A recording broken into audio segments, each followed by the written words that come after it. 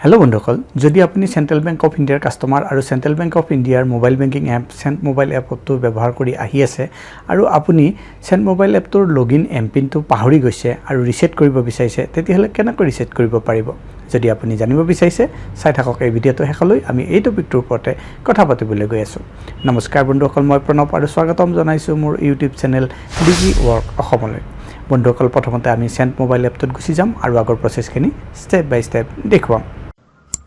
বন্ধুসকল আপোনালোকে দেখা পাইছে আমি এতিয়া আমাৰ মোবাইলৰ স্ক্ৰিনত আহিছো আৰু ইয়াত সেন্ট মোবাইল এপ যেটো সেন্ট্ৰাল ব্যাংক অফ ইন্ডিয়াৰ মোবাইল বেংকিং এপ আছে হেতু ওপেন কৰি লৈছো যেতিয়া এপটো ওপেন কৰি লম আমাক ইয়াত চাৰিটা ডিজিটৰ যেটো এমপিন আছে হেতু ভৰাই লগইন হ'বলৈ কোৱা হ'ব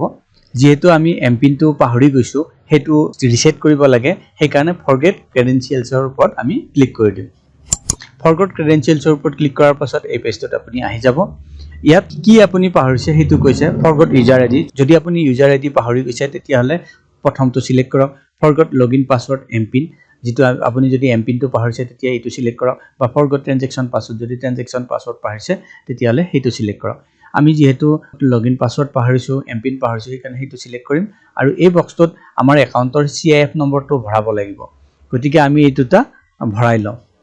চাওক এতিয়া ফৰগট লগইন পাসওয়াৰ্ডটো আমি সিলেক্ট কৰি লৈছো এমপিনটো আৰু তাৰ পিছত CIF নম্বৰটো ইয়াত ভৰাই সাবমিট কৰি দিম এতিয়া সাবমিট কৰাৰ লগে লগে এটা ওটিপি আমাৰ ৰেজিষ্টাৰ্ড মোবাইল নম্বৰ যেটো সেন্ট্ৰাল ব্যাংক অফ ইন্ডিয়াৰ লগত ৰেজিষ্টাৰ্ড আছে হেতুত গুছি যাব হেতু ইয়াত এন্টাৰ কৰি প্ৰসিডৰ ওপৰত ক্লিক কৰি দিম প্ৰসিডৰ ওপৰত ক্লিক কৰাৰ পাছতে আপুনি তিনি প্ৰকাৰেৰে অথেন্টিকেশন কৰিব পাৰে ইয়াত এটা প্ৰথমটো হৈছে আই হেভ ডেবিট কাৰ্ড আপোনাৰ যদি এটিএম কাৰ্ডখন লগত আছে তেতিয়া সেইখনেৰে কৰিব পাৰে বা আই হেভ ইন্টাৰনেট বেংকিং মানে যদি আপোনাৰ ইন্টাৰনেট বেংকিংৰ ইউজাৰ আইডি পাসওয়াৰ্ড আছে তেতিয়া হলে আপুনি হি তাৰ মাধ্যমত কৰিব পাৰে বা আই হেভ বেংক জেনাৰেটেড টোকন কেতিয়াবা মানুহে বেংকত গৈও হেতু ৰিসেট কৰিবৰ কাৰণে টোকেন জেনাৰেট কৰি লয় গতিকে এতিয়া আমি আই হেভ ডেবিট কাৰ্ড এইটোকে সিলেক্ট কৰি লম আৰু তাৰ লগে লগে তলত কাৰ্ড ডিটেইলছ ভৰিব লাগিব কাৰ্ড নম্বৰটো ইয়াত ভৰাব লাগিব এটিএম কাৰ্ডখনৰ আৰু তাৰ এক্সপায়াৰী মান্থ আৰু এক্সপায়াৰী ইয়াৰটো ইয়াত ভৰাব লাগিব এইখিনি আমি ইয়াত ভৰাই লম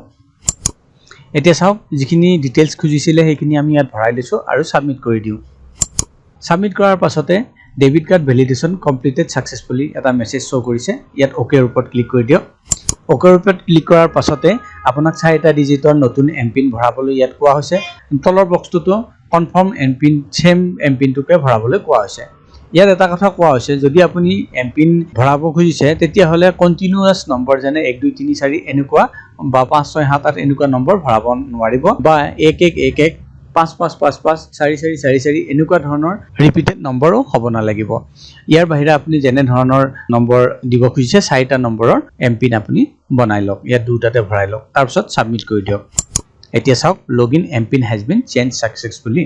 আমাৰ যেটো লগইন এমপিন আছিল হেতু সাকসেসফুলি চেঞ্জ হৈ গৈছে এতিয়াৰ পৰা লগইন কৰিবলৈ আমি সেন্ট মোবাইল এপত গলে নতুন যেটো এমপিন বনাইছো সেই এমপিনটোৰ মাধ্যমত আমি লগইন হ'ব পাৰিম বন্ধুসকল এনেকৈ আপুনি যদি সেন্ট মোবাইল এপৰ লগইন এমপিনটো পাহৰি গৈছে তেতিয়া হলে সহজতে ৰিসেট কৰিব পাৰে